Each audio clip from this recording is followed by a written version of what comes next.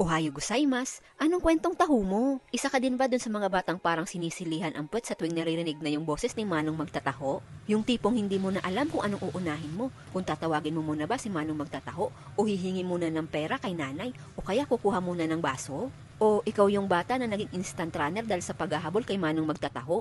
O ikaw siguro yung bata na pinaasa ni Manong magtataho na simula 6 ng umaga nag-iintay sa labas ng bahay pero inindyan lang ni Manong magtataho? O ikaw yung bata na nakatingin lang sa kalaro habang kumakain sila ng taho dahil wala pang pambili ang nanay at tatay at umaasa sa salitang ibibili din kita niyan bukas? 5 taho pa. O kaya naman, ikaw siguro yung bata na idinadaan sa pag-iyak at pagpagulong-gulong sa lupa para mabilihan ni nanay ng taho pero sa huli, hindi tamis ng taho ang nalasap kundi hapdi ng palo. Pero malamang sa malamang, ikaw yung bata na parating nagpapadagdag ng sago at arnibal kay Manong magtataho. Pero kahit sino ka pa doon sa mga batang nabanggit ko o kahit ano pa yung kwentong taho mo, isa lang ang masasabi ko, masarap talagang balik-balikan ang mga alaala, lalo na ng mga kabataan natin. At mas naramdaman ko nga na parang bumalik talaga ako sa pagiging bata dahil habang kumakain kami ng taho ay nanonood din kami ng paborito kong panoorin dati nung bata pa, ang Once Upon a Time.